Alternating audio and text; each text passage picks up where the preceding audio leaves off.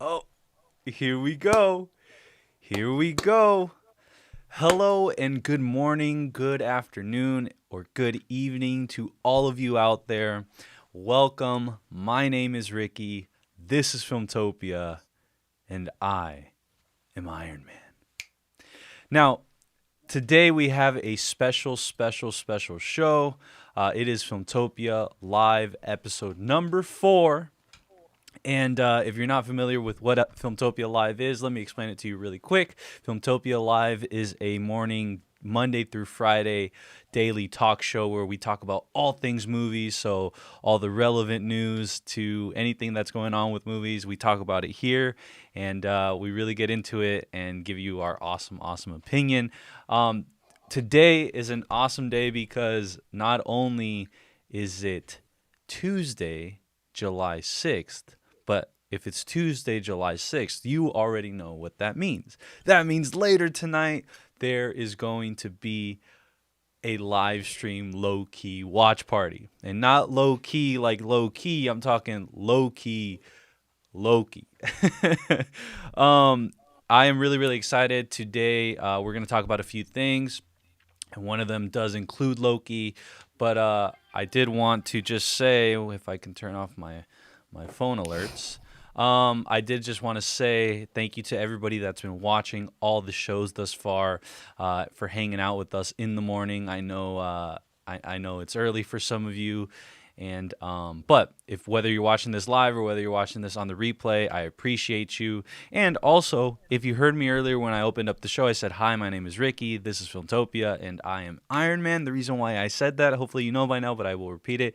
It is because you get to direct how I open the show by putting in the comments, either in the live stream or either in the comments below.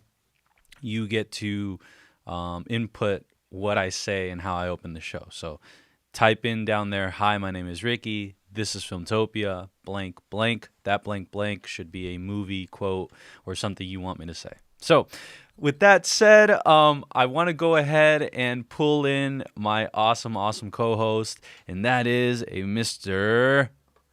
Jonah. How's it Jonah, how are going we doing today? today? There we It's go. going well. Definitely not the way I wanted to start off today. Before this, I usually have like my morning routine, but Got you, that went out got the you. window. So we'll see how it goes. Hey man, I'll tell you this: we woke up this morning and the Padres added another L to their record, but it's okay. We're gonna get them back today, and it's gonna be a good day. We're gonna have a Padres dub. We're gonna have Loki episode 5 watch party. We're doing Filmtopia live, and it's gonna be a good day. And It's always a good day, and it's always great to see Adrian in the chat. it is. I just saw that, so let's go ahead and bring up my man. If only I could find where my comment thing is. Oh, there it is. Okay. So, I see Denmark is in the house. Denmark Corona. Thank you for that, Denmark. Yeah, everybody. He is out in the Philippines. That is so cool. So, thank you for hanging out with us. Speaking of international, I want to bring up a Mr. Adrian Kwiatkowski. How are you doing, Adrian, mate? It is so good to see you in here. It says, "I'm just a guy that's super tired at 2:15 a.m. in Australia." Yeah, you know what's crazy? I wish like I had a watch, or I wish I had some sort of method to have all of my like all of Filmtopians like time zones, so I can properly address how they're doing. And oh I man, that's think you cool. can on your phone on your clock But app. I'm talking about like I want like Inspector Gadget like 8 watches on my wrist like the Shang-Chi rings. The rings of time. Oh man. Oh man. Adrian says, "What's up? So good to see you, Adrian. Likewise, a million times. So glad to have you. Hopefully tonight, you're able to also be at the live stream watch party. I don't know if you have caught up yet, but if you haven't, just letting you know, letting everybody out there know, there will be spoilers per se in Filmtopia Live, and there'll be spoilers in passing. So I just want to let everybody know. But Adrian, always great to see you, brother. Noel says, "What's up, guys? Just making a quick stop. Thank you for that, Noel. I hope just if you're making a quick stop today, you know what? That's totally cool. But I do highly suggest that you look out for the live stream watch party. I already made it public, so the link is should already be in your subscription box. And yeah, it's gonna be a good watch party tonight. Let's see. Adrian says much love. Awesome, man. Awesome. Same here. And you're still on episode one. No worries. You know what's so cool is I'm excited for you. Whenever you finally get caught up, just how, just He's how gonna ha- he's Jonah. gonna have the best experience. I know, I know. He doesn't have to wait for anything. It's all right there. He doesn't have to fully deal with the cliffhangers that we have had to. I know, I So know. he's gonna just That's super funny because yeah, like because in a way Disney Plus, the streaming service, changed the game, changed the norm, right? Because the norm at the beginning was Netflix being pretty awesome and just dropping everything at once, and you would just binge. And then Disney Plus said, "Hold my beer." Mandalorian debuted, and you got 20-minute episodes, and you're left every week on a cliffhanger, or you know. And so now that it's embedded basically in me and I think everybody else, where okay, it's one episode a week, and like it seems to me like Disney Plus is the top dog in terms of like speculation, in terms of shows that have that type of hype. Um, that's just to me the norm now, is like waiting each week. Whereas when the Mandalorian first came out, bro, I was so frustrated. Like I was just beyond frustrated because I was so used to like Narcos, just all these shows on Netflix where you get it and you can consume it however you want. So for Adrian to be able to consume it however he wants is gonna be fun. Is gonna be fun. Yeah, and Adrian said you're gonna be so good. I definitely would say if you're gonna watch it and you're gonna have a break in between episodes or whatnot, definitely take it in between two and three. You need to watch three and four back to back. Yeah. Yeah, I mean, episode two's break off is a good place if you're gonna watch one and two and then watch three and four. Yeah, something I say during the live streams is that I feel that they've done a great, because Kevin, like the whole Marvel Studios team, are adamant about how these are cinematic experiences, even though they're on your small screen TV. And what they mean by that is that they're basically 6-hour movies. So the reason why is episodes one and two and episodes three and four, I think you can group them together, is because they're following that 3-act story arc. So I think towards the end of Act One, you're able to take that break, as you say. Here we go. He says, "I'm gonna watch 2 through 5, then join you guys for 6. Let's go. That's part, dude. That's like part of the celebration. That's gonna be awesome, man. Yeah, no. Episode 6, by the way, everybody, is gonna be insane. I want to go super all out for that one. We have some awesome things in store for you tonight. But episode 6 is gonna feel like a crazy part. It's gonna be Project, the movie Project X. Well, it's that one's gonna be Project Y. Tonight's gonna be Project X.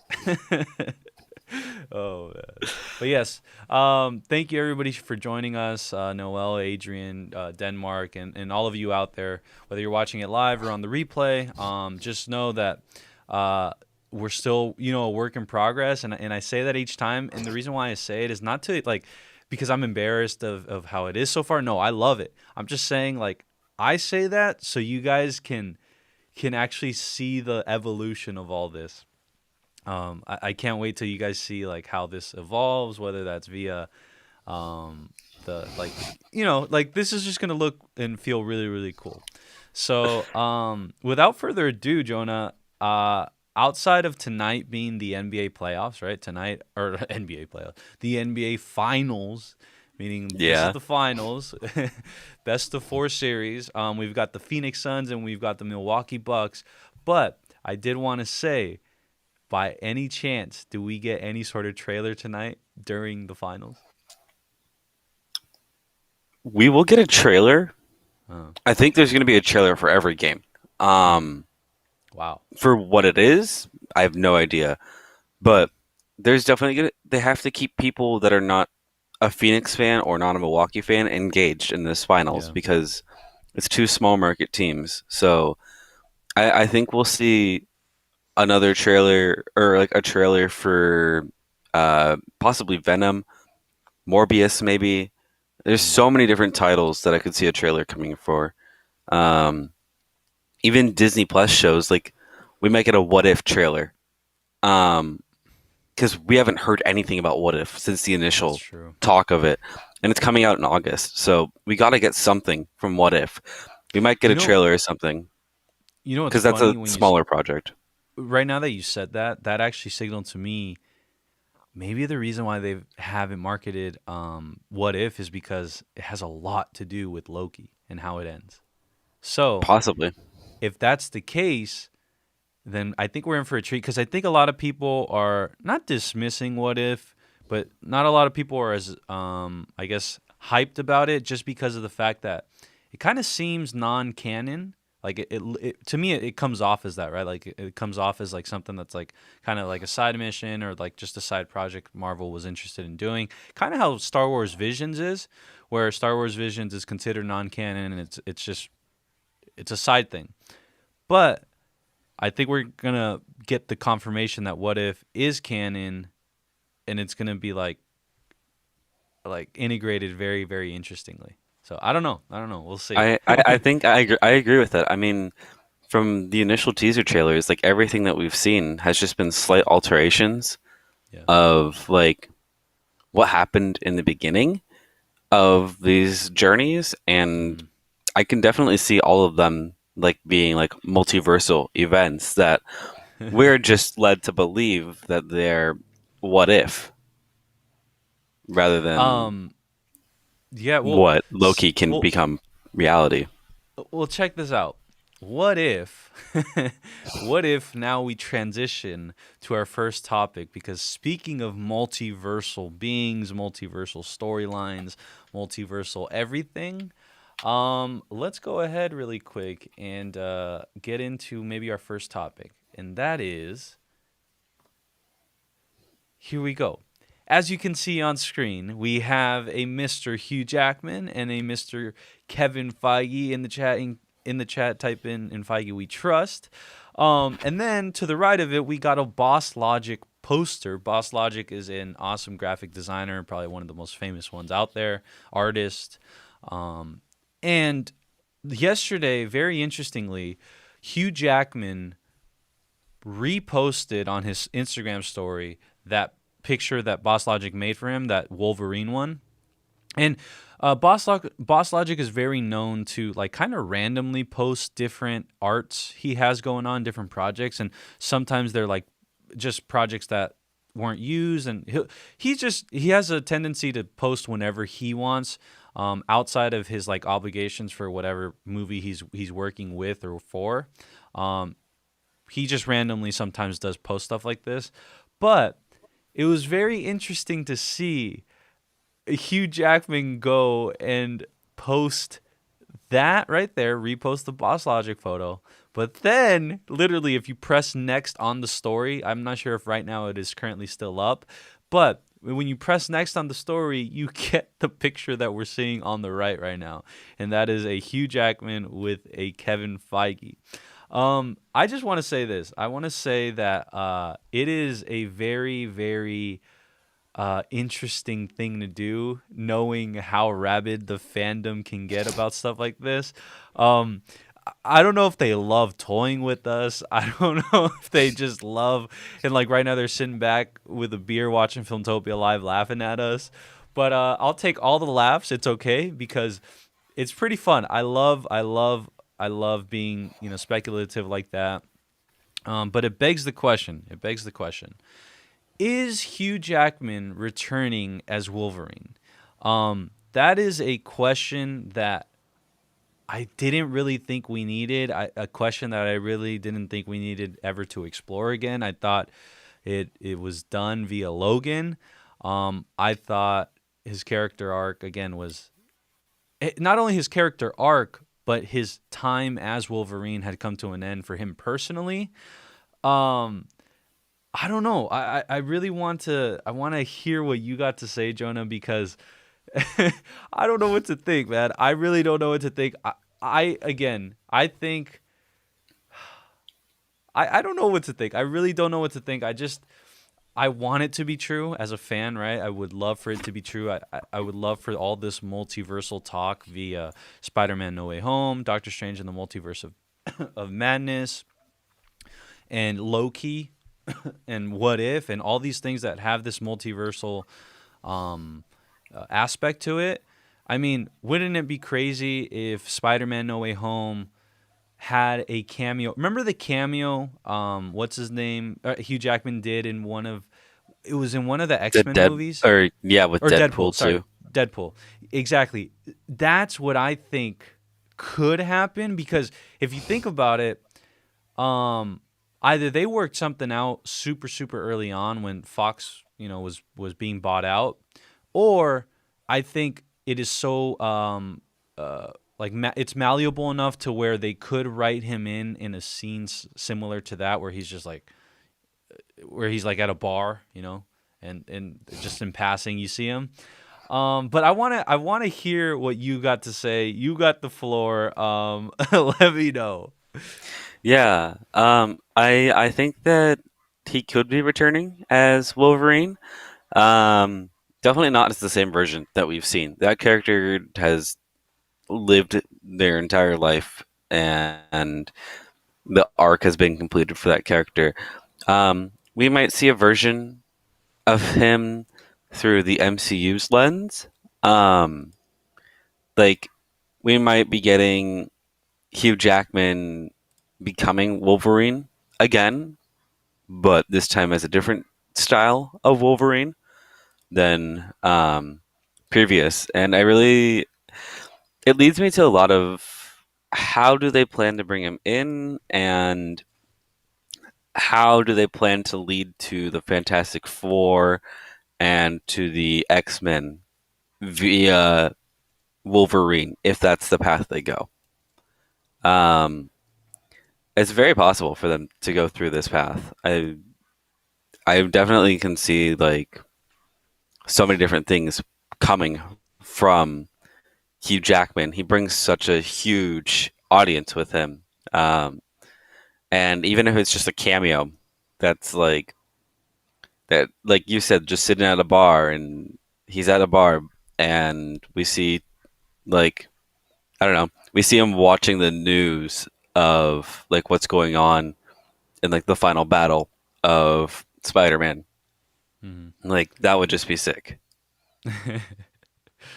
I agree. That would be really cool. I know in the chat, Adrian says, I honestly don't see Jackman picking up the claws again unless it's a multiversal or Deadpool based storyline.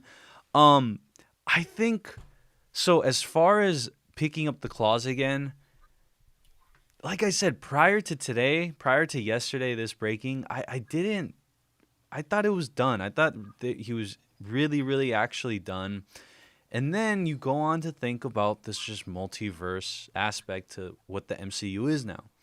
And because of that, you can't rule out anybody. You can't rule out Robert Downey Jr., you can't rule out Chris Evans, you can't rule out even Terrence Howard, old roadie. You know what I'm saying? Like that's that's the crazy thing about how the MCU is evolving post Infinity Saga, where I don't know why we didn't think of this before, but just like again, when I'm in theaters watching Endgame, I'm like, this is the greatest thing since sliced bread. Nothing will beat this.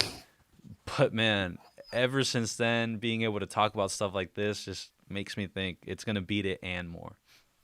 Um, I see RHG Zoom is in the chat. What's up, RHG Zoom? RHG Zoom is always showing love everywhere, so big shout out to RHG Zoom.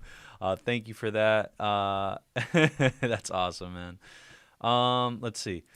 Adrian says Jackman is returning as Freddy in the MCU. He only exists in nightmares. That's so funny. I want to, like I said, I want to believe that Hugh Jackman is returning as Wolverine in some capacity. I think at the end of the day, there's no necessarily like, what would you call it? there's no drawback for me if he were to return, because I think the way they would do it would be very, very like graceful, very well done. Um, Now let me ask you this, Jonah: would you want a long term? Let's say Hugh Jackman does return. Would you want a long term role, like a long term stint with him in the claws, or or would that kind of be like, okay, no, let's find a new Wolverine? Um, the problem with finding a new Wolverine is that like everyone already has plastered in their head this is live action Wolverine. Yeah.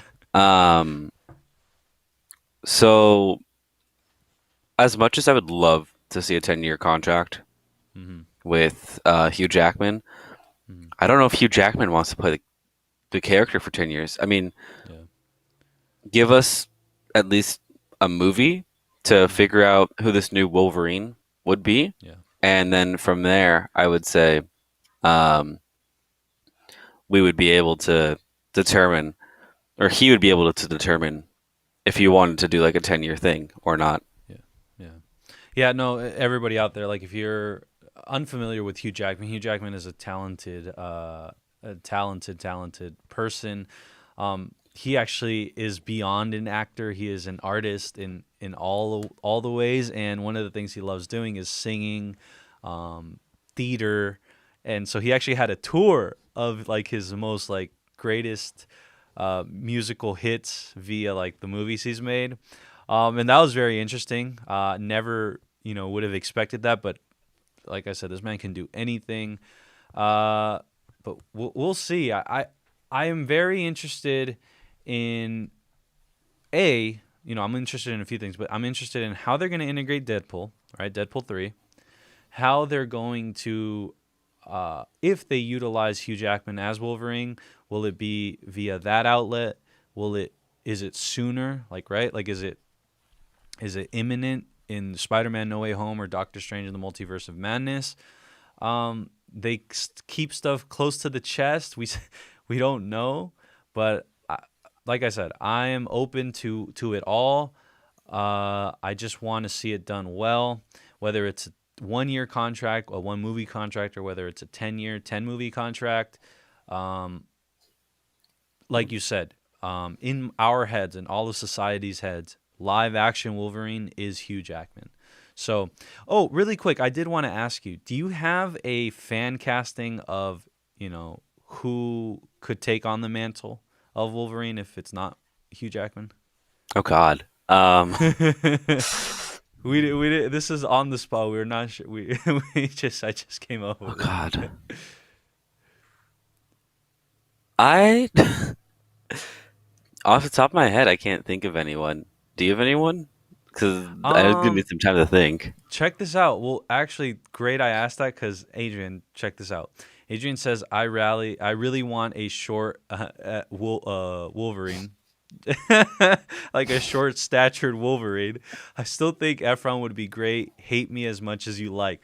Hey, I, you know what, guys? I want to say this. So for the Robert Pattinson and like Zac Efron, like basically anybody that maybe doesn't connect or doesn't like the actors of old, or the actors that were once child actors or did movies that a lot of people dislike now. I want to say Zac Efron, guys, is a great actor. Go watch. It's on Netflix. It's like Unwicked. Oh man, it's a movie where he plays like a serial killer, and he does a phenomenal job in there. He's had others. Basically, ever since High School Musical, he's been grinding, grinding, grinding. He actually just moved, I think, to Australia, right? He just like sold his house here in the U.S. or in L.A. and he moved to Australia. He loves it down there. And shout out to Adrian in Australia. But I wouldn't mind that. I wouldn't mind that. Because I can already see Zac Efron, like how he would look. Again, short. So I don't know. That's in the chat, guys. If you're watching, I want to hear what you think. I I want to think I hear figured your mine out. All right, who's yours?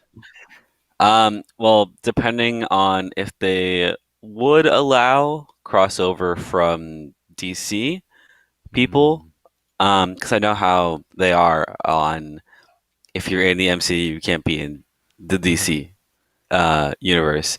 Um, Jason Momoa would be an awesome Wolverine, he in my he'd opinion. be too tall for Adrian. Yes, and then the other one would be Joaquin Phoenix. Mm. Oh man, Um, I feel like I didn't Joaquin expect that Phoenix. one.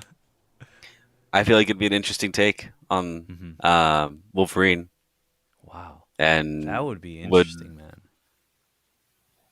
I just I'll say this with Joaquin Phoenix, I think he's actually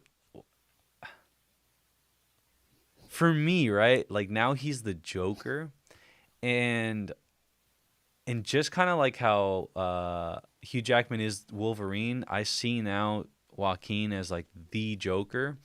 And so that crossover would be a little too hard for me. Whereas it's weird, man. Like Aquaman, even though Jason Momoa is like a perfect Aquaman, but it's weird. Like I think Joaquin is more of the Joker to me, and like visually versus Aquaman, Jason Momoa. So I could see Jason Momoa doing something in the MCU, and I would still get it if that makes sense. I would still like be able to like swallow that. But to see Joaquin Phoenix switch over to something into the MCU, I don't know. That one would be hard for me. yeah. Um, I mean, they're both so prominent in mhm, DC stuff, mhm. but and that's why I'm saying like if it was allowed, that would be those would be the top two for me for recasting Wolverine. Do you know right now off the top of your head, who's in the MCU and DC? I know No there's one, a few. Well, no you're main right. They actors. they die, right? They die and then they go to the other one. So like uh oh wait, no. I'm thinking within the MCU. So for example, Aaron Yeah. Taylor Johnson died as Quicksilver.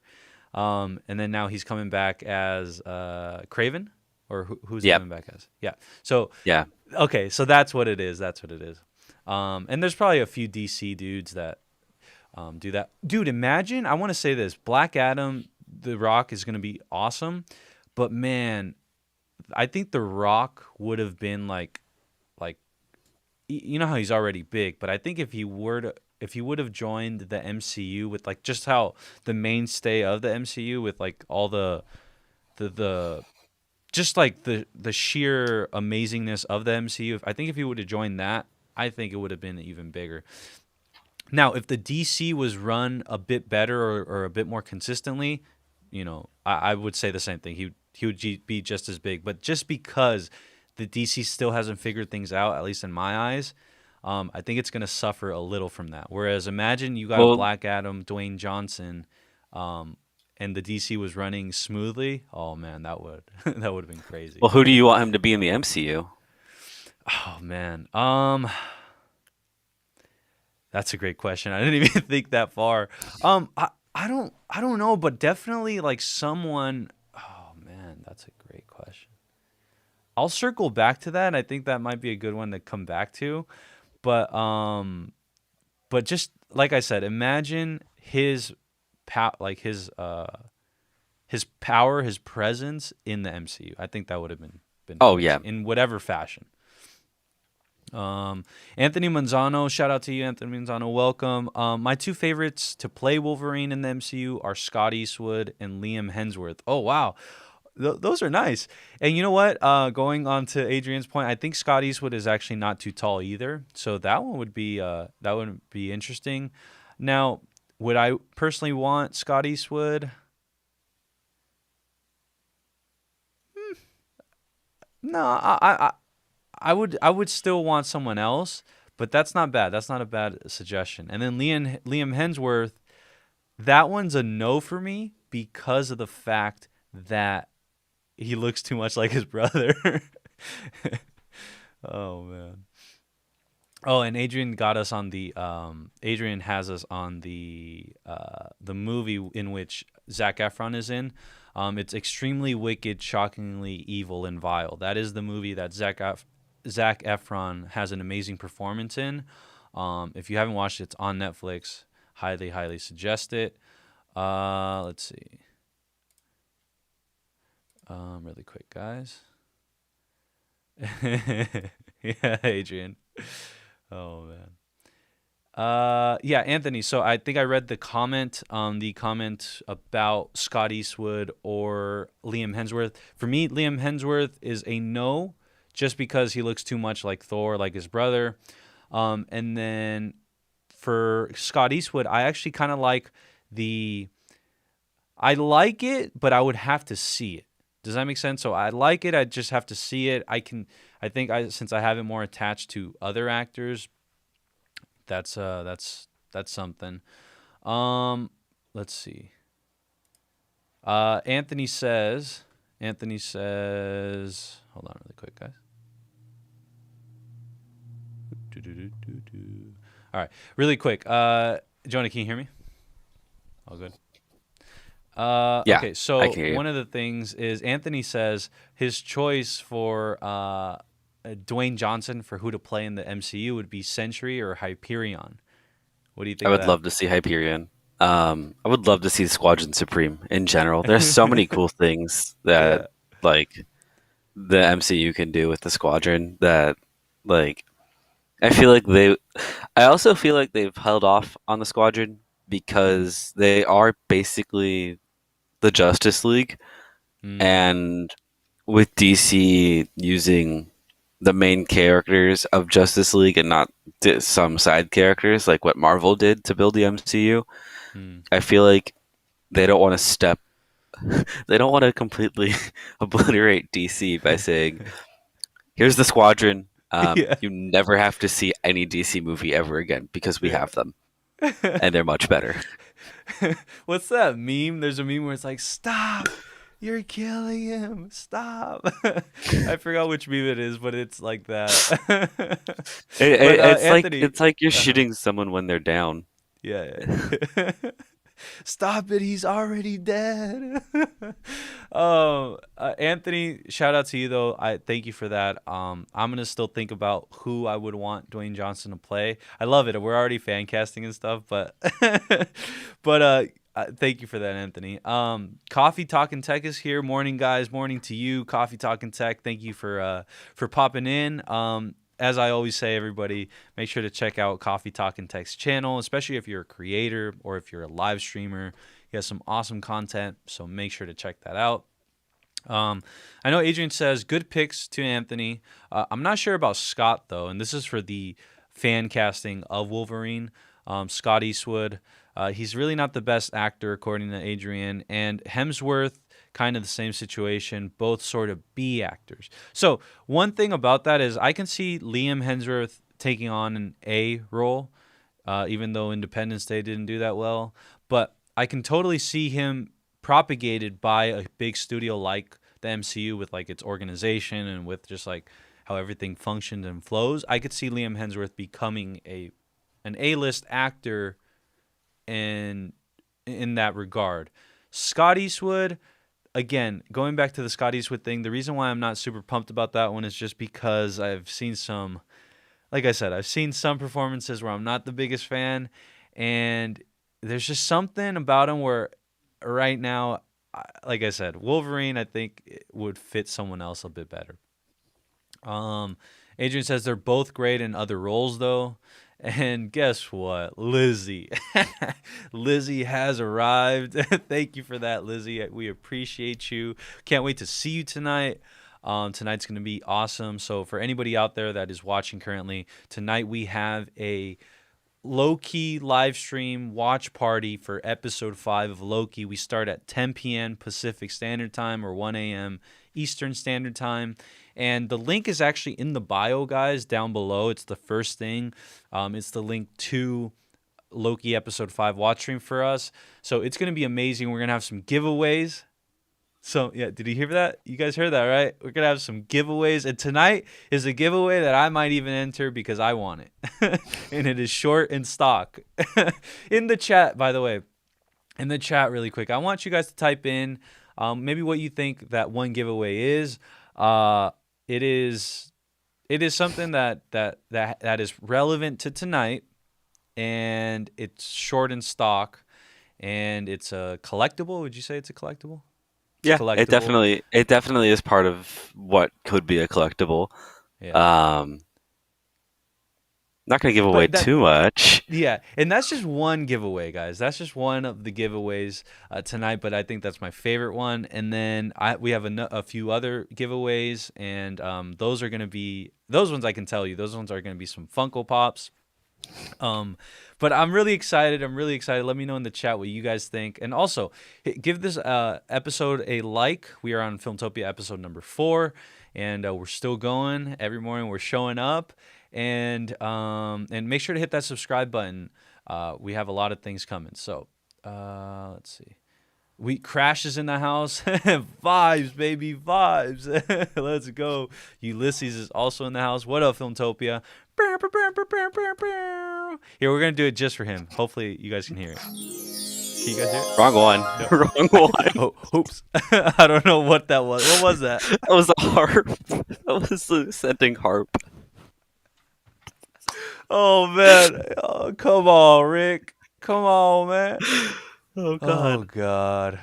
It was the harp. It was the harp. All right, how about this? Ulysses. What up, Filmtopia? That was actually hilarious. Oh God. Oh, Roadcaster. How I love you. Coffee Talk and Talk says it's lunchtime for him. Awesome. Oh man, lunch sounds good. Not gonna lie. Anthony says, Ricky, who do you guys want to play each character for the Fantastic Four? And do you think they debut Reed Richards in either Doctor Strange or Spider-Man No Way Home? Now, to answer the last question, the latter, no, I don't think any of the Fantastic Four will show up in Doctor Strange or Spider-Man. And the reason why is because it doesn't lend itself to that. There's no need to multiverse it, right? There's no need to integrate it with anything going on in the multiverse because we don't know the ulterior, meaning like there hasn't been a Fantastic Four in in the MCU yet. So hence bringing them in fresh, bringing them in new would make sense to do it on their own, and it would have made sense via the avenue of WandaVision when they kept referencing the aerospace engineer. I think that would have been a great way to introduce at least one of the Fantastic Four, Dr. Reed Richards, and then you can really start, sprinkling them throughout. As far as the casting goes, I'm still in favor of John Krasinski. I think John Krasinski would be. I think that would be one of the most popular characters the MCU ever would have. It would be one of the best castings. I think he would fit the role perfectly. And now, for his wife, I think it would be perfect for his actual wife to play as well, Emily Blunt. We already, though, have heard in the past or recently. And actually, I want to clear this up really quick. I know there's like this viral video of her like saying like, "Hey, I'm not really into comic book movies, and they're just kind of overdone." But what happens in that clip that gets spread around is that it gets cut off. When it gets cut off, like right before it gets cut off, she's actually saying it's flattering, it's an honor to be fan casted in something like this. And you know what? Who knows? We're going to have to talk to Kevin about that. Kevin Feige. So that's a complete, no, like, or that isn't a complete shoot down of her doing this. But I think them two would really, really, really like fit the roles perfectly. For Torch, Jonah, I wanna toss this to you. Who do you got for Torch? Dude, I haven't even thought this far ahead. I'm just sitting here thinking if the Avengers Tower got bought up by Oscorp or if it got bought up by the Fantastic Four, and what we're going to see from it in Spider-Man. Because at the end of Spider-Man Far From Home, we see Avengers Tower and that it got renovated and that someone else now owns it. Yeah. And we've seen the tower in both movies for Spider-Man, which makes me believe we're going to see it again. But is it going to be Oscorp or is it going to be Fantastic Four? Mm, And if it's Fantastic Four, we might get an introduction, but I don't think it would be so bad to introduce them so early and then not have a movie for them mm-hmm, until 2024. It mm-hmm, would be so bad to introduce them 3 years early, um, mm-hmm, and then never see them again until 2024. It wouldn't make sense. mm. Um, so as much like as far as casting, I have no idea. I have literal no idea who I want casted because I just haven't thought that far ahead. I'm more so just like, let me deal with what we've been given. Then I'll get there when we get there. Yeah, no. I'm gonna have to get back to you, Anthony, on the last two Fantastic Four. Um, I want to give it a little bit more thought, but it's so funny, guys. There's so much Marvel stuff going on that like it's sometimes hard to like think that far ahead because you've got so much on your plate with all this other stuff. Um, but maybe that can be a topic for one of these upcoming shows later this week or sometime next week, which is I want to fan cast the Fantastic Four. That would be kind of cool. That would be kind of cool. So Anthony, thank you for that. Let's see. Tony Danza as Wolverine. Oh Oh God. man, dude, do you remember? I don't know if anybody out there watched Friends. Like, if you watch Friends, the show, there's this freaking hilarious bit where Phoebe is singing "Tiny Dancer" by Elton John.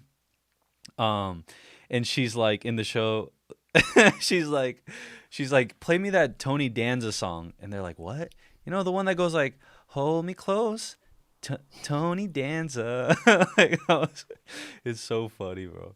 Um, let's see. Yeah, apparently L for Ricks for the harp. Oh man, and there's a something that Lizzie put that I'm gonna intentionally avoid. Adrian says Krasinski for everything. I'm biased. No, on that point, really quick. Um, on the point of Krasinski, I stand by that, and I would love to make this a segment one day, which is I really truly think Krasinski in the MCU as Dr. Reed Richards would be again one of the most popular characters we've ever seen in the MCU.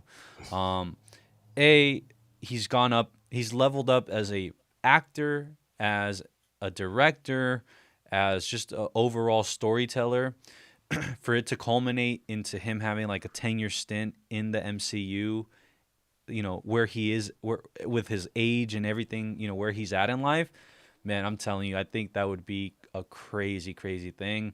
Whenever it would, and then he would have like that sort of like whenever he exited the MCU, like I think it would be on some like Robert Downey Jr. level stuff. So yeah. Adrian says Torch as Denzel Washington. Oh man, I wish. I I would Go actually ahead. think Efron would be a better Torch than. Hey, you know that's a great Efron as Torch reminds me so much of Chris Evans as Torch, but slightly more fitting, if that makes sense. There you go. Adrian says just bring back Chris Evans. Oh man. Anthony says, Rick, to be honest, the team I'm most excited for, because I'm a big fan, is Blade, Moon Knight, and other characters on the team is the Midnight Suns. I'm not too familiar with the Midnight Suns, Jonah. Do you have anything on that? Yeah, Nope, I'm no. not. I'm not the biggest Moon Knight fan. Mm-hmm. Haven't been until I saw Oscar Isaac get casted, Mm-hmm. and even then, I still haven't done my research. So, Yeah. Lizzie says, don't avoid the question.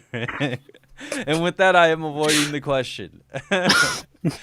Oh man. I want to say though, on this Hugh Jackman point, Hugh Jackman returning as Wolverine, am I open to it? Of course. Do I think it can be done really, really well? Yes.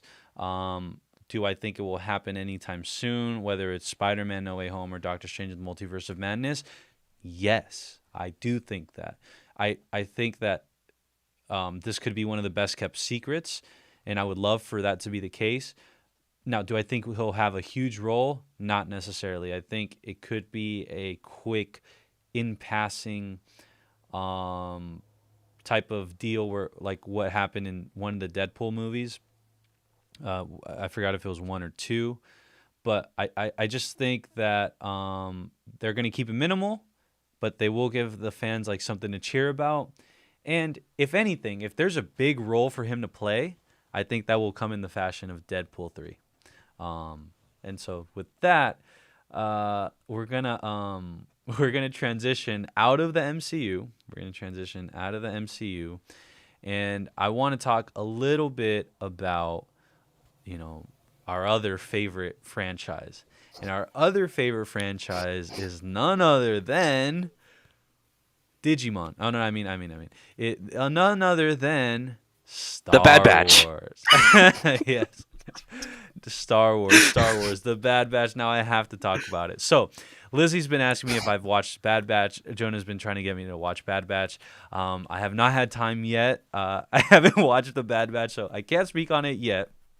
But I did want to, talk about Star Wars today because yesterday or a few days ago we got word from Robert Rodriguez about how the Mandalorian and Boba Fett, the book of Boba Fett, will be different from the Mandalorian in the sense that it will be grittier. It will be more Robert Rodriguezized, if that makes any sense. And that's not a bad thing, guys. That's a really good thing. I really like what his take on Boba Fett in the episode that we got in season 2 for the Mandalorian. Plus, I think you give him the reign to all the episodes, something really special can come out. So with that said, here we go. As you can see on screen, we have a screen grab from the amazing series, which is The Mandalorian, and the amazing season, which is season 2. I really like this episode, by the way, the one where they rescued Bill Burr's character. It was pretty fun. But I posed a question, and the question is, how different will the book of Boba Fett be from the Mandalorian series? So, Jonah, I want to maybe start off with you and get your take. What do you think will be different about the book of Boba Fett, and how do you think they're going to execute that? And the reason why I'm asking, right, is because I'm sitting here today thinking, well, maybe this is just the Mandalorian season 2.5, right? Maybe it's just something to transition us into season 3 of the Mandalorian, which it will be. But I'm talking like it's Civil War into Endgame. Yeah, exactly. And so I want to know, though, if it's really, really going to go in a different direction and we're going to get like a new tasting type of series, or if it's going to stay more in line with whatever the Mandalorian is. So, Jonah, the floor is yours. How different will the Book of Boba Fett be from the Mandalorian series? I think it's going to be very different, honestly. I think that we're going to get a lot of flashbacks. I think we're going to get a lot of Boba Fett stories that we never have gotten to witness before. And we get to see so much more of Boba Fett in live action than ever before. So I'm super excited to see the direction that they take this in. I know it's going to be different from Mandalorian. They've been saying that it's going to be a lot more dark than the Mandalorian, which I am super excited about. Boba Fett has a character that has so much depth that we can go into so much darkness.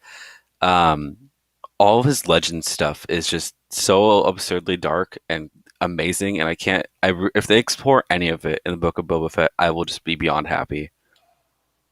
Yeah. As far as like that part, right, being darker, being grittier, the cool thing is that it's confirmed, right? We're getting that from the source, Robert Rodriguez. I do think that what I'm really going to enjoy about the Book of Boba Fett is the flashback aspect to it. So I think throughout the series, I don't think it's just going to be all clumped up in one episode. I think each episode is kind of going to get like a flashback type of moment. I don't know if anybody out there watches Animal Kingdom. It's a show on TNT. which is actually filmed here in San Diego. But long story short, in the later episodes, you start seeing the mom, one of the main characters in the series, like they're in present day, and then they go back to when she was younger and her kids were young. And so I think with Boba Fett, I I really hope that we get to see like little time jumps and like possible like insights or looks into his like psyche, into like what I imagine or what I envision is like him waking up in a cold sweat, thinking about falling into the Sarlacc pit. You know what I mean? And we get to see how he escaped that. We get to see all of that. That's one So thing I want to see. That's one yeah, I want them to like not necessarily open the show with that, but show it in episode one. hmm Um, I think that that is something that we all need to see. I think yeah. that that is something that they've wanted to produce for a while, um, especially with how the whole conversation went with I'm forgetting the sheriff's name from Uh, Tatooine from the Sand Dragon episode, yeah, the but sheriff that plays a sheriff in each episode, or in yeah, everything he does. I can't remember his name off the top. Probably our awesome chat will probably pull up his name. The sheriff, hopefully. from the Mandalorian. Cobb Vanth. Yes. Yeah. Uh, Showing because they showed how he got the armor from Jawas, but they never showed how Boba Fett got out. So hmm Yeah. I No, hope that they show how Boba Fett gets out. it's an absolute must for them to reveal all this, for them to give us the backstory as to how he survived, the backstory as to where he's been, um, what happened to certain things. I'm just really how his suit was sold, all that good stuff. Um, yeah. So there's gonna be a lot of anticipation. Like this is one of the things, guys. So I've told this to my Stafftopians before, and I'm happy to tell all of you, which is by December when this is reportedly coming out, the book of Boba Fett. That's when I really hope to have things like super rolling. Like I'm talking like these live streams have a complete, these Filmtopia lives have a complete flow to them, like different segments. It's gonna be an awesome, really well produced show. With the watch parties are gonna level up even more than they are. Like I don't even know what we can come up with by then. Like I think they're awesome now, but I just know how we are as a crew. Like we're gonna find out some awesome ways to like improve it. Um, we're gonna grow as a community by then. Who knows? We might even be getting these episodes early, or whatever the case is. Like, however, all that stuff works, right? Jonah's like, boom. But it's all possible via the fact that you guys are here to support us, that you guys are here every single day, every single watch stream, every single video, just supporting everything Filmtopia. So it is because of you that we'll be able to get there. And yeah, I just had to interject that really quick because I'm really really looking forward to December. I'm looking forward to where Filmtopia will be as a whole, and we're gonna get to bask in Star Wars glory around that time. And Spider-Man No Way Home. Jeez, oh my I gosh. saw this TikTok the other day, that said like class of 2022, like we have like these 10 movies and like 4 TV series coming out Uh-huh. during our senior year, and I commented on it. I was like, well, this is not good for me. I'm trying to graduate, but That's the too movie true. theaters are calling. Don't tell my professors, but that might be why my homework doesn't get turned. The funny thing is like you're gonna have a paper trail like when we're at like these world premieres. You're gonna post it on Instagram, but tell your teacher another thing. You're gonna be like, yeah, I'm at the premiere. Oh man, that's gonna be cool, man. That's gonna be really cool. I know in the chat, Moaz is here. Moaz, how is everyone? We're doing amazing, fantastic. Today is a Loki episode live stream watch party later tonight. The link is actually already in the bio, so when this is done, make sure to click that, and that's where we'll be tonight. Um, Juan Martinez, aka Johnny, one of my best friends, is out there. I think he's out on vacation right now, which is awesome, but he knows the vibes. Let's go. Thank you for being here, Johnny. Let's see. Lizzie's super excited about the Book of Boba. Adrian as well. He can't wait. He's more excited about the Book of Boba Fett than he is for the Mandalorian season 3. And that's not a hot take. Like, that's not a take that's pretty controversial. Hey man, I could totally agree with that. The only reason why I think I'm a little bit more excited for Mando season 3 is just because of the fact that, like, what are they gonna do with Grogu? How does that whole thing tie into Snoke?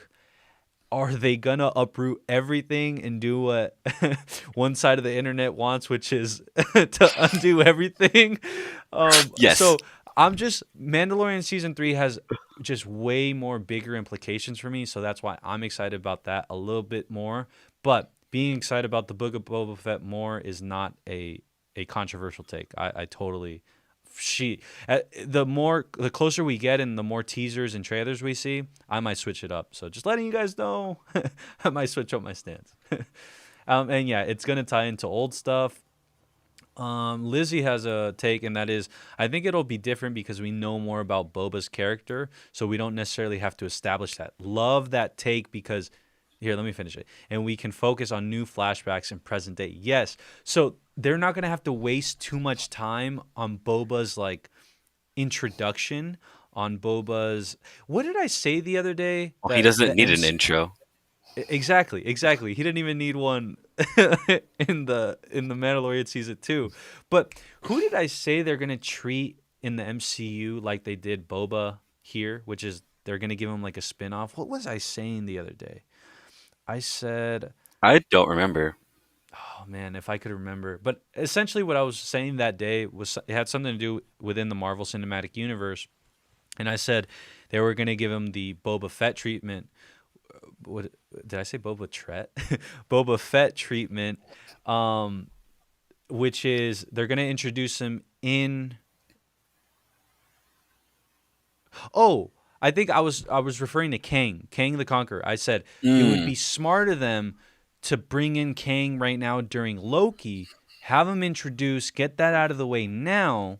Then Quantumania comes around and he's just a full throttle like villain, a full throttle presence. There's no time, especially in a trilogy and like the third movie of a movie, introduction and establishing characters is it's kind of a waste of time. So that would be cool if they did that for Kang, what they did for Boba, which was bring him in the Mandalorian season 2, and then give him his own spin-off series. So yes, really excited about that. Lizzie says his I stuff in have Legends is a gold mine of content. What's that, Jonah? I have some wild predictions, but they involve the Bad Batch, so I can't give spoilers. And um, Oh.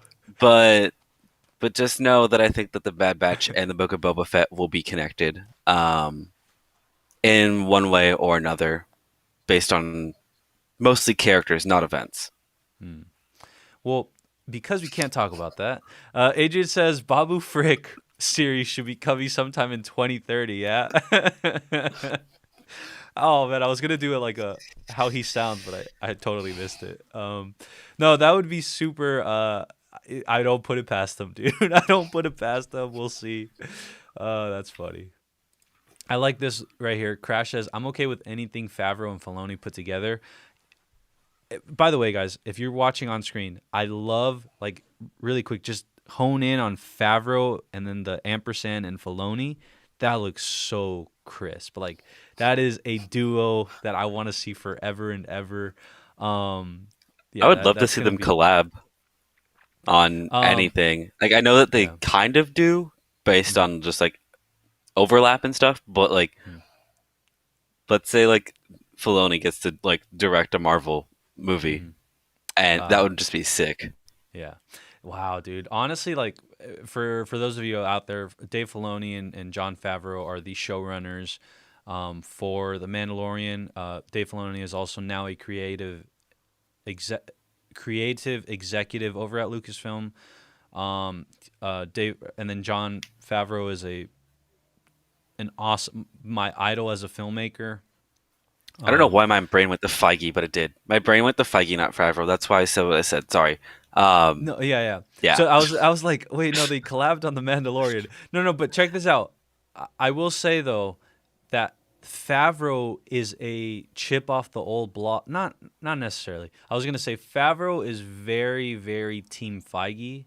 So I think if we did get that collaboration, which you're saying, which is Feige and Filoni, I think uh, it would garner similar results as to what we've seen with Favreau and Filoni, if that makes sense. So super stoked on that. Yeah, Moaz can't wait. Johnny says, any Filmtopia merch coming soon? Well, thank you for bringing that up. I do want to say we have some things in the works, but I can't say too much about it just because nothing's set in stone. But I will say I I want you guys to be able to represent Filmtopia wherever you are and however you want to do it, whenever you want to do it. So one of the best avenues of doing that would be something such as merch.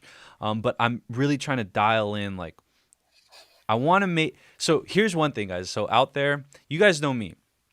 I'm pretty open on here. I am who I am on here. And that includes, right, like wearing stuff like this. And I don't just wear stuff like this here in the house or here for the camera. I wear this stuff during, like, I'll wear this out. And so, because of that, one of the things I've been thinking with merch and stuff is like, and you guys know me, man. I'm always trying to like change the game, or I'm always trying to revolutionize something that doesn't need revolution. But like, I want to make like clothes that's fashionable, but still at the core of it, at the heart of it is, you know, all our pop culture movie loving. And so I think there's a slick, cool way to do that. I don't know if you guys are familiar with streetwear or stuff like that, but I wanna be able to infuse like my love for fashion and my love for movies into one. And and yeah, I think it would be really, really cool. Just uh, stick Filmtopia over the words of White Claw, and then you're good. That's all you need to do. White Claw logo with Filmtopia. White Claw Filmtopia collab coming soon. Hey, dude, I'm gonna clip that out one day when that actually happens. Oh man. Ricky called Baby Yoda Grogu. This is treason. Oh man, yeah, and the consensus is people want to know what happens to Grogu. I can go on and Um, on how they can um, obliterate the sequel trilogy with these series. I can just I can talk for literally like probably 2 days straight and you know just what? explain everything. You know what's funny? So prior to Filmtopia being formed and created, that was one of the things that like I wanted to be able to like discuss was the undoing of the sequel trilogy. I think that definitely deserves its own episode or like a huge chunk of its own episode. So that's the beauty about Filmtopia Live is we can kind of grab little excerpts like this and like really flesh them out the next time. But I will say this, Jonah. And here's the thing, right? I think I'm at a point where I don't think they're gonna get rid of the sequel trilogy, but I love speculating because there is a way, right? There's a various ways. Oh, There's a there's few it's ways. so easy. It's so Yeah, easy. You just use the world between worlds and exactly. So the only thing about that is just like the confusion towards the fans, right? Like the confusion towards the fans, and then also the pride behind admitting you're wrong or admitting like it didn't go so well. And so once you get that out of the way, there's definitely the the path to be able to do what you're saying, which is redoing and undoing the sequel trilogy. Because you're not even undoing it; you're just kind of placing it on a different like on a different timeline type of thing, like on a different branch, Well, and then what you you say, do well, is you mhm, drop the episode numbers. You have Star Wars, The Force Unleashed, or Force Awakens, Star Wars, The Last Jedi, Star Wars, Rise of Skywalker. mhm, You no longer have the episode numbers on there, so they're no longer tied to the main trilogy mhm, and to the main story. That's the easiest way to fix the titling issue and everything. And it's mhm. not, and that's not admitting you're making a mistake either. That's just saying, "Hey, this didn't work out. We accept that. We're creating a new storyline that will work out." um, Lizzie says I'd watch 10 seasons of Grogu catching frogs to Adrian, so that sounds amazing. No, seriously. And then also, um, let's see. Adrian said something along the lines of, I was trying to say, Sebastian Stan is Luke, which, again, it could be its own episode. Sebastian Stan is Luke with Grogu for 10 seasons. Glorious. That would be. So that's why for Mandalorian Season 3, I'm super, super stoked about it because that's going to finally set into motion all the things that we may or may not want. Mandalore. Yeah. And so going back to like season 3 of The Mandalorian is going to be like the what's that called? Multiverse of Madness of the Star Wars universe. It's really going to set into stone like the next 10 years of Star Wars. Super, super stoked on that. And you know what? The chat's loving it, by the way, everybody. The chat is like Oh yeah. loving this Star Wars talk. I know we've spent a lot of time on Marvel throughout the week, throughout the months, throughout, all this stuff. But just wait until there's more. Like, wait until the Mandalorian, because I was gonna say wait till there's more Star Wars stuff, but I know Bad Batch is going on. And I haven't watched it, but wait till like live action Star Wars comes back. It's gonna Wait till be he a catches up, is what fest. he's trying to say. Oh man. Let's see. Yeah, no, they're going hard in the chat. AJ says, "What what sequel trilogy?" Oh, look at this. Moaz says, "I love how Ricky wants to combine fashion and film like Jon Favreau combines food and film." I like that one, Moaz. I like that one. Oh man, Jonah wants the sequels gone. Yeah, he wants to blip them. Let's see. It's so easy. Uh, If I know, Ahsoka could live, the sequels could die. dude. Oh my gosh, I'm not even gonna get into it. Uh, yeah, Disney did buy Lucasfilm. Yes, that is the case. And dude, you know who's in the house? Anthony, Filmtopia Live. Hey, let's go, fam. Hey, Anthony, vibes, vibes, baby. Good to see you in here, Anthony. Thank you for making it. Yeah, oh, and then this is a question on Indiana Jones 5 because it's related to Lucasfilm. Yes, Harrison is injured again, and we wish him The a dude speedy is recovery. But man, dude, he is like he's super old, right? Like he's very, very like in his upper years. Hence, you're more vulnerable and more like fragile. So for he's him to doing his like own have stunts. another injury for him to do his own stunts is insane. I like I said, I hope he recovers fast and well. And here's the thing, James Mangold is gonna. I think Indiana Jones 5 is gonna be like a crazy great movie. I don't think Mangold would attach himself to this if he didn't think he had something on his hands. So that's one thing. But similarly in Star Wars The Force Awakens, he broke his ankle on the set of the Millennium Falcon, and he made it through. He was able to recover from that, and The Force Awakens didn't seem to have a hiccup, at least when you saw it. Let's see. Man, the chat is lit, Everyone's bro. just going crazy over Yeah. Star Wars that I'm like, we've been doing the wrong thing. Why are we having Bad Batch live stream parties? Yeah, really quick, everybody. If you're in here and you're enjoying yourself, hit that like button as well as that subscribe button. Tonight we have a Loki episode 5 watch party live stream, and it's going to be incredible. The link is already in the bio down below, so whenever you get a chance, that's where you can find the link to it.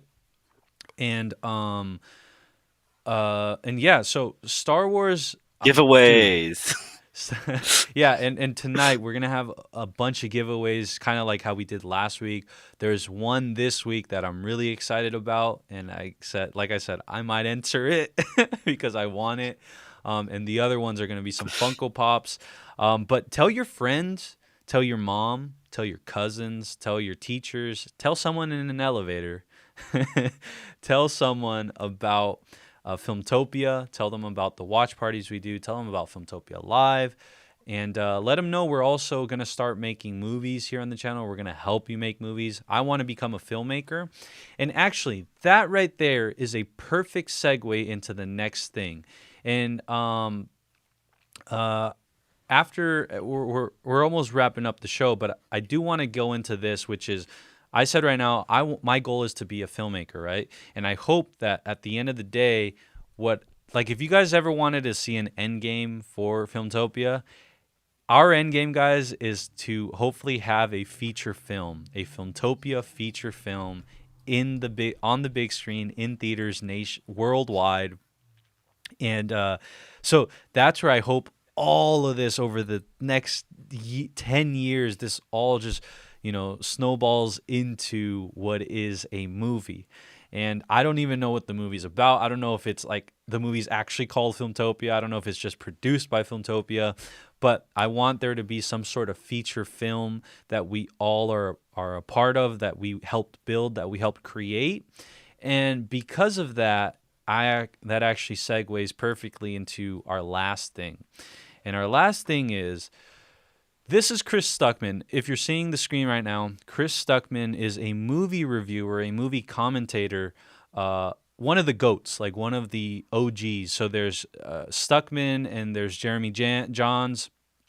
We'll just leave them two as like the Kendrick Lamar and the Drake, as the Michael Jordan, LeBron, Kobe, as the Tatis and Juan Soto. You know what I'm saying? Like all of these, like 1A, 1B. And this man right here has put in years and years of work. He is one of the most famous movie reviewers on YouTube. So congratulations to him. He just struck a deal with I can't remember the studio off the top of my head, but he just struck a deal to direct a horror movie.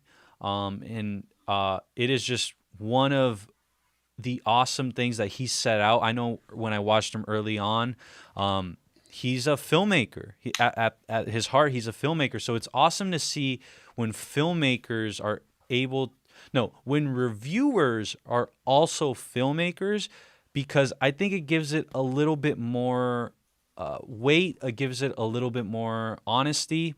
And he's able to see why sometimes films don't turn out great, right? I think I really respect opinions from people that actually attempt to make like movies when they opinionate about movies the way he does, at least. I really, really like that. So he has now struck a deal to go ahead and start here, actually, really quick. That is a great time to here, really quick. Oh, wait, what'd that say? Okay, it says from Deadline.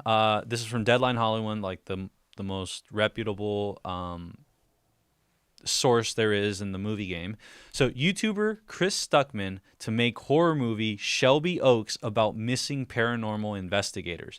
Now, just read that though. It says YouTuber Chris Stuckman to make horror movie. That right there is like a huge win. For me, that's a historic moment on YouTube. I know there's been different YouTubers that go on to make amazing stuff, but to see him actually, to see that line, to see this, to see it culminating for Chris Stuckman the way it is, I'm just over the moon for him. Really excited to see what he comes up with. But that begs the question now, and which is, if there was one movie or TV show property that you you could direct, even if right now you're not, into filmmaking, but let's just say if there's one movie property or TV show property that you could be in charge of, which would it be? So in the chat, I really want you guys to pop off on this one. And I already have mine. I know which one mine is. Oh man, I actually have a few. But if I had to choose one, right? If I had to choose one, um, by the way, Jonah, I'll let you go. I'll let you go right after this. But I'm gonna go ahead and say, for me, if there's one thing that you could give me and say, run with it, and this is all yours. You have full creative control. Oh man, see, I'm gonna have to commit. I don't like commitment, guys. um, oh man, what do I do? Because right now it's actually between a Star Wars property and a DC property. Oh gosh, am I gonna commit? Am I gonna commit? All right, I'm gonna commit. I would want to take. I would want to spearhead Batman Beyond live action. Batman Beyond, the animated series, as a kid was like one of my favorite properties, favorite shows that I ever saw. It was, it was just like game changing for me. Like it combined tech, it combined future, and it combined Batman into one. And it just like blew my mind that they went that direction. I never thought like that. I never thought that that was possible. But the other thing about that is that, like, I've told you guys this before, but my top three things as a youngling, like as a kid, I really love space and tech. I really love dinosaurs, and I really love like movies, like movie making. And so for like that space and tech side to like really merge with like the movie side, and for me that was Batman Beyond. That was just like a wonderful experience. And as I grew up, right, and as you start to like learn more and mature more and understand how like all this stuff works, I just can't believe that they haven't tackled Batman Beyond in live action. I would pay for like 3 HBO Max accounts. I would pay for 10 times a movie viewing in theaters. So for a Batman Beyond live action. So with that, Jonah, I want to know, do you have a property or a movie, like a movie property or a TV show property, that if you could direct or if you could showrun, what would it be? Ready Player One Oh, without snaps. restrictions of studios. Hmm. Um, yeah. Um, I want to go basically word for the book. Um, and without studio restrictions that would allow me to. And then I would also be able to allow me to throw in like millions of Easter eggs, which would be Hmm. super fun. Um, yeah, it would be Ready Player One. I would want to do a remake of it. Otherwise, um, I would say probably, gosh, if it wasn't Ready Player One, it would probably be something to do with Star Wars Hmm. or maybe like a Captain America movie. Hmm. Oh yeah, Those would be the totally. two that I would want to do. Or Um, actually, a Winter Soldier movie. Not bad, not bad. Yeah, honestly, yeah, that's true. A Winter Soldier movie, that would be actually really nice. Um, yeah, dude, like I really like questions like this, and and the reason why I was able to be brought up today is because, again, Chris Stuckman is one of my, like, one of the goats, um, but it also is like hopefully a sneak peek into what maybe Filmtopia and all of us can do one day, which is direct or showrun or create something that would hit the big screens or that would hit the big airwaves like Disney Plus, HBO Max, whatever it is. Um, I really view this as inspiration. I view this as something achievable, something possible, and so I'm surprised I didn't say a Star Wars property because, like I said, it was really hard. But I just had to go with my gut, and my gut was I've told this to, I know Ulysses is in the chat. I've told him over the years, like, dude, give me Batman Beyond, and like that's it. Like that's my magnum opus or whatever that is called. Like that would be seriously like one of the coolest things that could ever happen. But right there is Star Wars. I would want to, if it were to be Star Wars, right? What I would want to tackle is actually like something with and it's changed, right? Because prior to this it was something different. It was actually Obi-Wan. I wanted to see the Obi-Wan like movie. And then now that we got confirmation that they're doing the show, blah blah blah. So that's what I wanted. But now that Grogu is like a thing, Grogu is real. I would actually want to take on like a Grogu, Luke Skywalker based series. That's like that would be a dream. That would be just an absolute dream. But if I had to choose between the two, and I still can't believe I'm saying this, but I think I would choose Batman Beyond just because it's like I've said it for years, and I gotta and I want to stick with it because I believe in it that much. I know the chat. The chat is lit again. I love it, guys. I love it. Lizzie says, "I'm not a film director. I keep to stage productions, but maybe turning Hamlet into a dark comedy. I mean, it already kind of is, but lean more.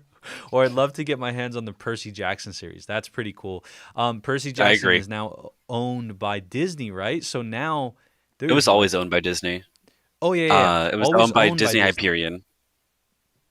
Exactly. And so, but now that, so what I think I was saying was, I've heard or I've read that now they're gonna ramp up their Percy Jackson like universe, right? Is that something you've heard as well? Yeah. Yeah, So they're gonna ramp that up. So Lizzie, that's not too far off. But I like your Hamlet thing. That's I like that. I would also Oh want to man. do the Percy Jackson series. Mhm. That would be. It would just be better than any of the movies that came out Yeah. because I've actually read the books. No, in all uh, seriousness. let's see. I see Adrian loves Stuckman. Yeah, same. We love Stuckman here. One of the best movie reviewers, one of the best reviewers on YouTube. Um, right now in my head, I hear the guitar, and then he starts. um, yeah, Moz says he's brutal, and I love it. He's fantastic. I like this one. This like defines our when we opinionate here. Even when I don't agree, he makes sense. Because he approaches it from the core. Yeah, and you know what's funny? Like coming into this, um, I don't see. So one of the things I've said prior, and I'll say it again, which is I don't see competition. Right? I don't see competition.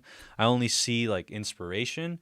And to me, Chris Stuckman and Jeremy Johns and just like people that came before me, I always pay homage because they're part of the reason why, or they're part of the like within me somewhere. There's like a little piece of them, right? And so I like to say that. And yeah, Adrian's super happy for him. And Moaz liked the fact that I went DC and I went with the Batman. I would love that. Let's see. Moaz says, since it took a few years for Stuckman, we will do it too. And you better use Robert Pattinson when he's old. That'd be. Hey, if you know what's funny about putting this out into the universe. Imagine like we're the catalyst for them finally starting it. That'd be pretty funny. And they started without us, but they at least started. So it's funny. One of the things I'm hoping for is they don't make it because I truly want to see if I can one day convince them to make it, but with me and us. That would be super super cool. So the more they push it off, the more I'm better with it, and obviously the more they push it off, then Robert Pattinson probably will get older. uh, let's see. Adrian says I'd remake a modern day version of The Prisoner, but do it properly. I feel like Um, that's a trend. Is that we all want to just redo something because we didn't like how it went. mm, um, but right now, just off the top of my head, The Prisoner. Which one's that one? Really quick, really quick, I really don't know. quick. Because I'm thinking one thing, but I want to.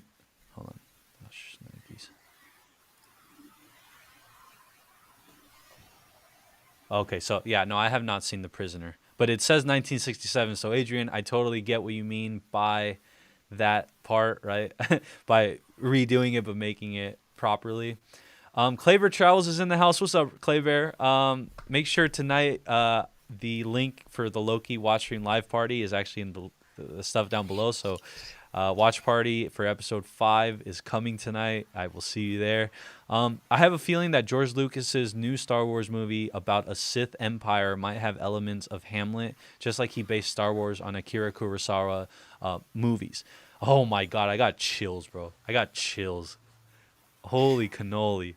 George Lucas directing again will just be a blessing. So I know Adrian. I haven't seen the chat yet, like later on, but I know Adrian isn't the biggest fan of George Lucas as the director, but he a huge fan as like as a story originator, teller, creator. But one thing about that is like when I see Sith, the word Sith Empire, oh my gosh, dude, I get so hyped. If they were to ever to do like old Republic stuff, to see like the Sith and Jedi War, like oh my gosh. There's And then so yeah, much Star Wars to explore. Like, so much, I so hope that they much. get to. I hope so too, man. Let's see. Anthony Monzano says Filmtopia. Do you guys think that Disney eventually will move the shows in the United States on Disney Plus specifically to prime time at 8 or 9 o'clock at night? Oh, I see what you're saying. Oh, wow. Hold on a minute. I never thought of that. So, obviously, streaming is uprooting normal television, right? Uprooting normal cable, uprooting just like the industry. I mean, take a look at HBO Max and same day releases, all that stuff. So that's not too far off, Anthony. Whereas because right now they're just taking notes. They're taking notes. They're allocating analytics, statistics. I know Kevin Feige, which was I the other day I got chills the other day because he said that Marvel.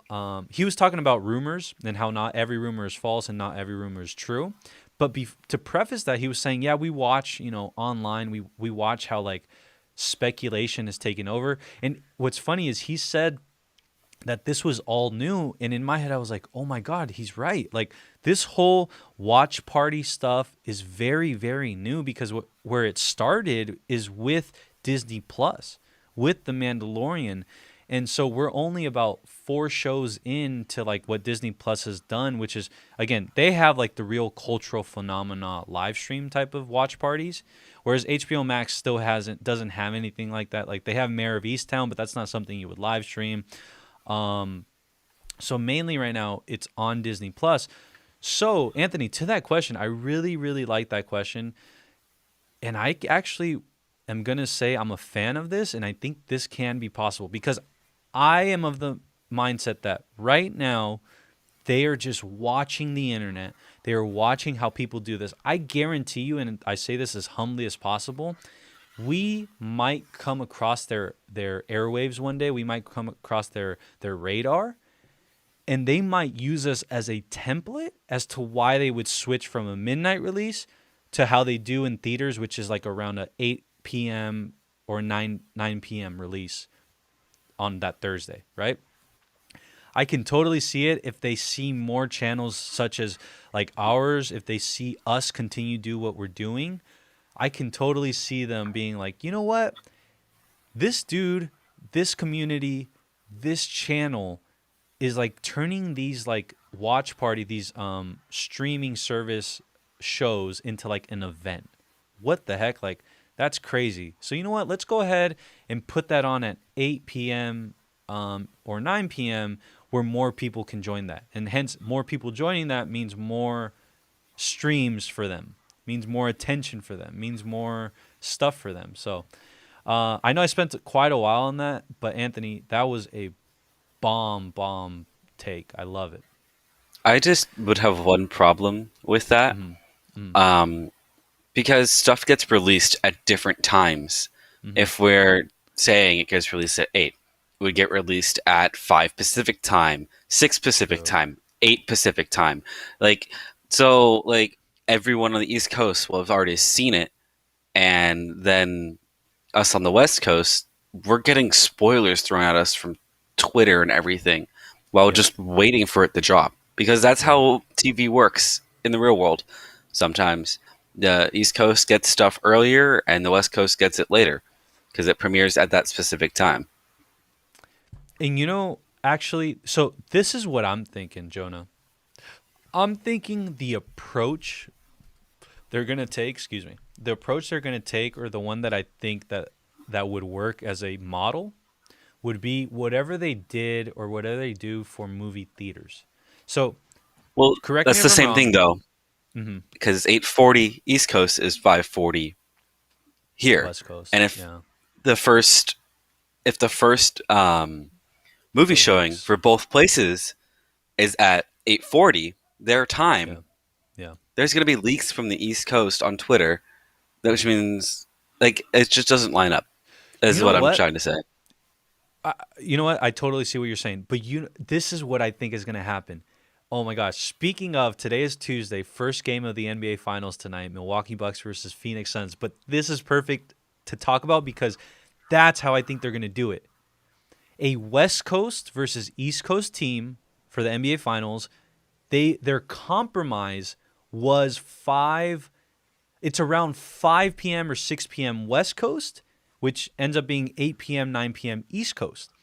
I think they're going to take the sports approach, which is that you can't debut at different times. So it's got to be a compromised time. On the West Coast, I would totally be okay with the 7 o'clock or 6 o'clock showing, just like they do the NBA Finals or their Super Bowl. And then on the East Coast, because I've lived on the East Coast before, and I remember when I went over there, I was actually, I remember thinking like, oh my gosh, I'm watching a Knicks game. No, I'm watching a Lakers game that starts at 9. What the heck? Like, this is, but you do that enough, and you're just like, oh, okay, like this is normal. Like it goes until 1 a.m. It goes until these times, and so there we go. I think that's the answer right there. Hopefully, because that would enable like a huge watch party, man. Because I know some people sometimes can't make it for us, or they leave early because they got stuff to do. They got stuff in the next morning. They've got work. They've got school. So really like that. Thank you for bringing that up. That really got us talking. uh, let's see.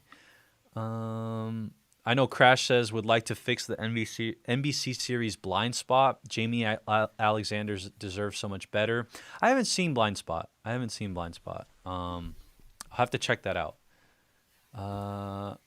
But hey, if you fixed it, Crash, I would watch it for sure. Anthony says, honestly, a Star Wars series I would like to see is following the Jedi Council when they were Padawans. Yeah. Well, here's the thing. I would, I would really want to see a the Sith Empire, versus the Old Republic. Like that would just be, oh my God, that would be it. I might have to switch from the Just Grogu Luke thing. Okay, so Moz says, I'm a mega nerd and geek, and I have two options: a murder mystery thriller, or out of nowhere, a Legend of Zelda movie. See, I love those like left field things. A Legend of Zelda movie live action. Would it be live action or animation? But either way, I think a live action with the technology we have at our disposal today. Oh my God.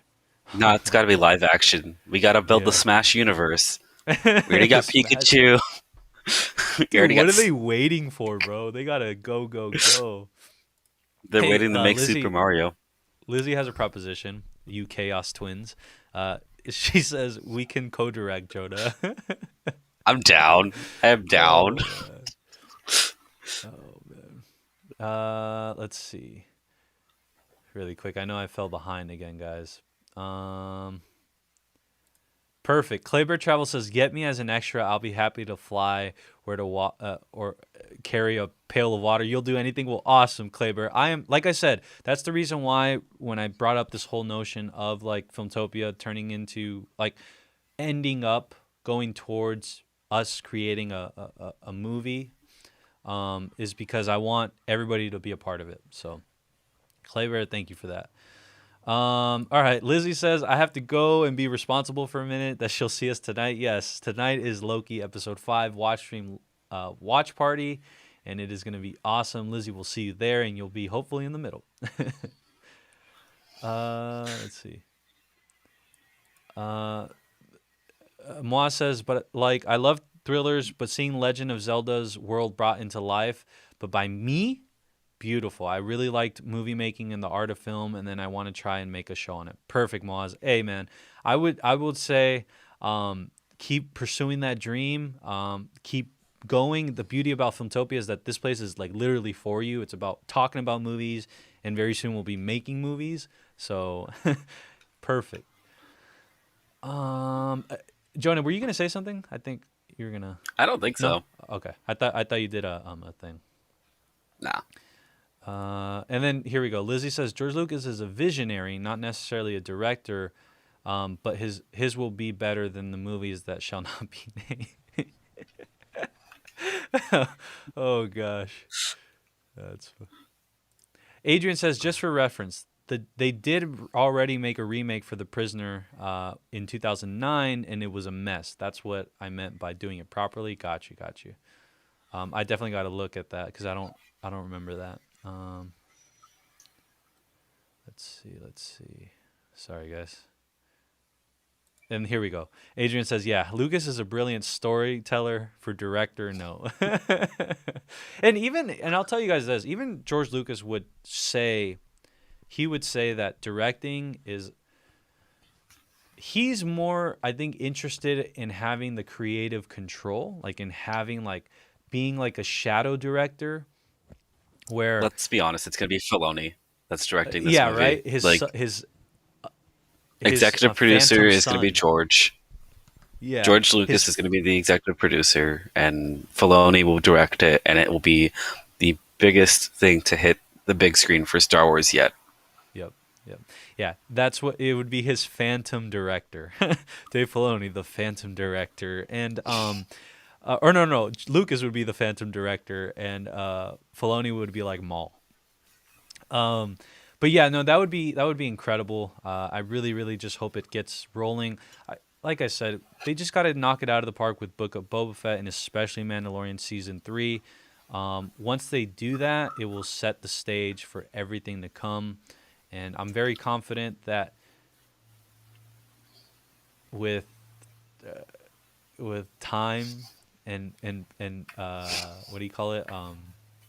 What do you call it when you give someone a better job? A promotion with some promotions. I think things will be all right. Let's see. Check this out. Crash says this is to the point about the primetime thing. They don't want to compete with primetime just yet, and the watch parties generate buzz all over socials before people wake up. It's a win-win for now. Like that take, Crash. But I do see it. Okay, so check this out, guys. You guys want to know what Rick's master plan is? What Filmtopia is thinking? All right, I'm just gonna tell you guys. So here's what I'm thinking, and I consider myself like a futurist of sorts, like not a futurist like in a cocky way, but like I'm talking about like I'm always thinking 10 years ahead. I'm already thinking like, the iPhone 13 might be coming out soon, but I'm thinking of the iWatch 3, which is like we're gonna go away from these. We're gonna go away from these to wearables, whether that's glasses, whether that's watches that turn into drones. So, anyways, you're getting a little insight as to where I'm at with stuff like that. But I say that to say because, Crash, to this point, where I think this is all going is I think streaming services are going to be, they are the future, whether we want to admit it or not. I don't think movie theaters are going to die. I actually made a video. You can go back. It said my thoughts on the future of cinema. And I explained there that I think theaters are going to turn into these sole proprietor chains where Disney is going to have their own theaters across town. Amazon will have their own theaters. HBO Max will have their own like proprietary theaters, meaning if you have a Disney Plus subscription, they're gonna like that's like one of your tickets in, or like you get a special perk. But like they're gonna really like mainly show their own properties. But this is where I'm going with this. For stuff like Disney Plus, what I think is going to happen is they're going to start picking off YouTubers. They're going to start picking off TikTokers. They're going to start picking off quote unquote influencers, and they're going to bring them over to their streaming service. So YouTube will also, they're also going to be in that war, which is keeping those YouTubers, right? They're going to offer certain things and say, hey, no, stay here. Versus where Disney Plus and all these things, they're actually going to possibly bring us over to their platform, and then you'll have like a watch party via their platform. So you know that button, the watch party. I mean, they're already preparing us. You know that button, the watch party, that they have on Disney Plus. That's not there just for like funs and giggles. Like that is there because they're testing the waters. They're seeing where all this is going, and I see it all culminating into them grabbing like the Stuckmans, the Jeremy Johns, hopefully the Filmtopias, and bringing them over and saying like, host this watch party for us. And then if you think about it, right, they want you on their platform. So one of the ways they could use their sole proprietor movie theater chains is you're gonna watch Loki or season 8. Right, you're gonna watch Loki season 8 on Disney Plus, and you're gonna do it week by week in a watch party setting, like what we do for Loki season 1. But the perk of being a Disney Plus member, and then maybe you have to pay like a little bit more, but you then get to experience it as one 6-hour movie at their theater. And so, I personally think, again, there's a video in my history that you can go watch, and it's like what I think about movie theaters. And one of the things was like how I don't think movie theaters are going to die, but I do think streaming services are going to take over, and then that's going to lead to each studio having like their own proprietary setting or theater. And yeah, so that was my cool little rant that I got to share with the world. Disney Plus, if you were listening, HBO Max, if you were listening, Netflix, if you were listening, Prime, if you were listening, to all the streaming giants out there, I am ready. I am ready for you. You let me know, and we'll take over, and we'll take over the Filmtopia live streams over to you guys. But hey, there's still going to be Filmtopia live streams. That's why you'd wanna. That's why you'd wanna bring us over, because it's not to change anything. It's just to bring it over to a bigger platform. So YouTube, if you're watching, I love you. We're here to stay until otherwise. Let's see. Check this out. And Adrian says Filoni and Favreau are the best things to happen to Star Wars. I agree. Kleber says, I have this idea for a profitable theater. Get rid of concessions, turn the lobby into a convenience type store with a self-checkout, which is coming, just FYI. Hire a couple security guards to deter theft. Yeah, no, that Amazon experiment that's going on, which is you go into a store and you walk out and you never pay anything. It's just all done via your app knowing where it's at, using its location-based service. That's coming for everything. I'm out here preaching my future technology ideals. Pyro Hell made it. Pyro Hell, welcome. Just want to let you know tonight we are doing that watch party for episode 5, so make sure you're there for that one. That one's gonna be super fun. We have some giveaways. Let's see. And yeah, so with that said, Jonah, do you have any comment or anything about what I went on about the movie theaters and streaming? I hope it gets that big again. Movie theaters have taken a huge hit from the pandemic and everything. So, Yeah. I mean, hopefully it gets that big again. I'm not so much of a visionary type of guy. Like, I just want to, they gave me something. I'm going to live with that for now. I'm going to speculate on that, but I don't want to go too far in the future. Because for me, that like just sends me down a rabbit hole of like, well, what am I going to be doing? What's going to be happening with this and this and this and this and this? Yeah. Yeah. And no, Adrian, that is not what I'm giving away. So Pyro Hell says giveaways. Yes, so giveaways tonight we have, and it's not Jonah's chair. Thank you, Adrian, for that. But we are giving away a few Funko Pops, and one other thing that we'll reveal once we start the live stream. Once we do the live stream, it's something that's really cool. It's like a collectible, and it's something I want. You It don't just have to came out enter. too. I have two of them. Oh, perfect. So, hey, you guys don't have to worry about me entering the challenge or the raffle. But no, the giveaway tonight is going to be lit, as every watch party is. It's going to be a boatload of fun. Just, Pyro says, not Jonah's chair. You guys Oh, don't want man. this chair. This chair was super cheap. That's too funny. But yeah, no, tonight's going to be super, super fun. Again, guys, today was Filmtopia Live episode number 4. So we're super juiced for tonight.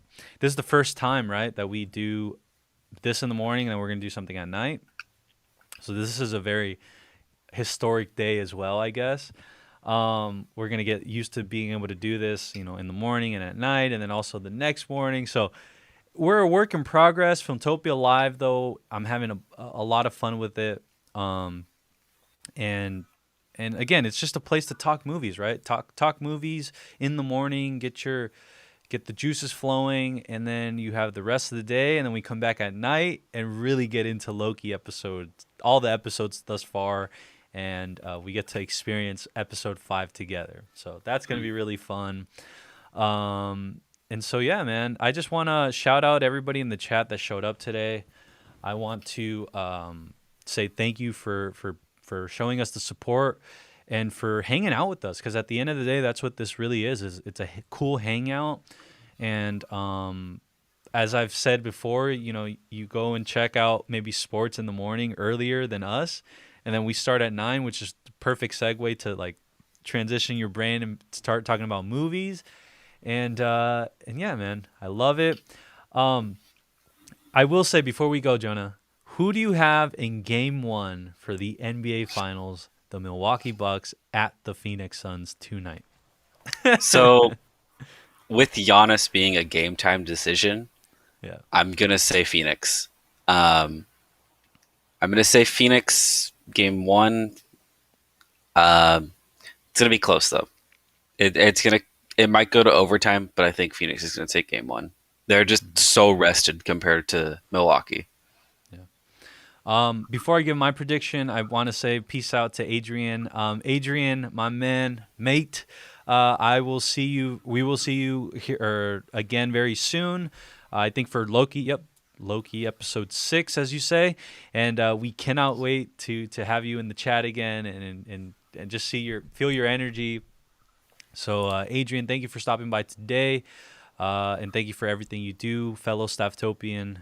You are awesome at what you do, and we are so appreciative. So, woo! And you know what? You get this one. Hopefully, it's the right one. All right, it's the right one. AJ, you got an air horn, not a love harp. Oh man. Oh man. But yeah, guys, really quick, my prediction for tonight. I am going with the Phoenix Suns. The Phoenix Suns are going to win game 1. Giannis is still not back. He's ruled out for game 1, which, I'm not going to say that. I will say, though, until Giannis comes back, the Phoenix Suns are going to have a better they're just going to be too overwhelming for the Milwaukee Bucks at this precision. I I think. think that Milwaukee won't win a game until game 3. I think Phoenix is going to take the first 2. Milwaukee will take the first home game with Giannis back. And then I don't know from there how it's Yeah, going to go. I think the greatest or the most ruckus crowd in the league, and I remember this all the way to the 06, 07, like Lakers versus Phoenix Suns playoff series. Phoenix is like the loudest freaking place, man. It is a crazy place to play. So I don't think the Bucks have have been in that environment in a long time, at least not that loud. So that's going to be interesting. I think that's going to play a big factor. Chris Paul rested, Devin Booker rested, and Ayton rested with Jay Crowder and the crew on the bench. That's a deep bench. They're gonna I think they're gonna demolish them in game one. Unfortunately, I want it to be close, but I think they're gonna demolish them. Nurmagomedov, I can't even say Khabib, the UFC fighter, says, I'm going to smash them. I'm going to smash them. I'm going to rearrange his face. I'm going to smash them. Oh man, that guy's crazy. That guy's so good. Insane. Oh, the Conor McGregor fight is this Saturday. That's going to be fun. I think Poirier versus McGregor, where they're at in their careers, is a great matchup. So can't wait to see that. But yeah, anyways, guys, I know Chito Chan made it. So what's up, Chito Chan? We're actually ending right now. But in the description box below, there is a link to the Loki live stream we're doing later. So that's going to be fun. Adrian says, peace out. Peace out, brother. Pyro Hell says, tonight's episode is going to be lit. Yes, both the Filmtopia episode and the Loki episode. One day, it's just going to be one and the same. Mad Cake made it, coming in late, but I think I finally made it to one of these. Thank you so much, Madison. Appreciate you. I will send the link later tonight. And yes, we will see you later tonight. Crash says, what? You mean the NBA continues without LeBron? What is happening?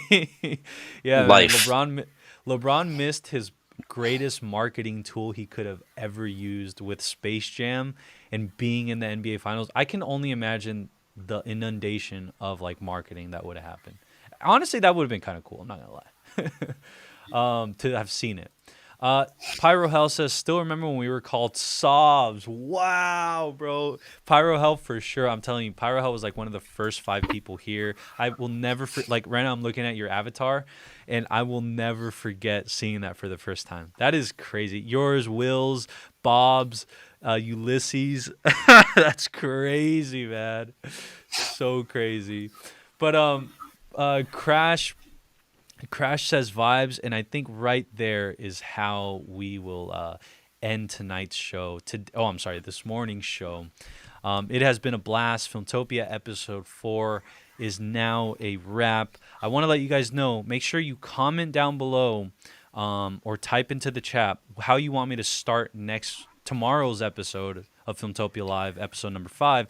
Let me know how you guys want me to start it. So again, I start off each episode saying, hi, my name is Ricky. This is Filmtopia and blank blank. That blank blank should be filled in by you. So I'll give you an example. Hi, my name is Ricky. This is Filmtopia. And why so serious? Do you see what I'm saying? So if you guys input something and you know the community vibes with it and it's appropriate, I will for sure do it. And it's a way to get you guys involved with the show. So thank you so much. And do not forget, tonight is episode 5 of Loki. So that means here at Filmtopia, we are doing a panel, a fest with a panel, and it is going to be a watch party unlike any other. We're going to have giveaways, a few Funko Pops, plus something else that we haven't revealed yet. But it does have a lot to do with Loki and everything to do with Loki. And it's, like I said, something that I would enter if I was on your end. And with that said, to find that out, make sure you cruise over tonight. The link is already in the description down below. It's the first thing you see. And with that said, Jonah, I think we're going to sign off.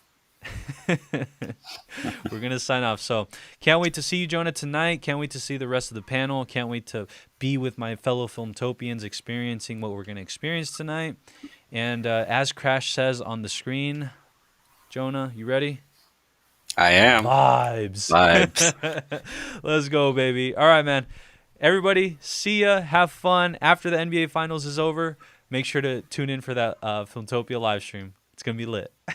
Woo!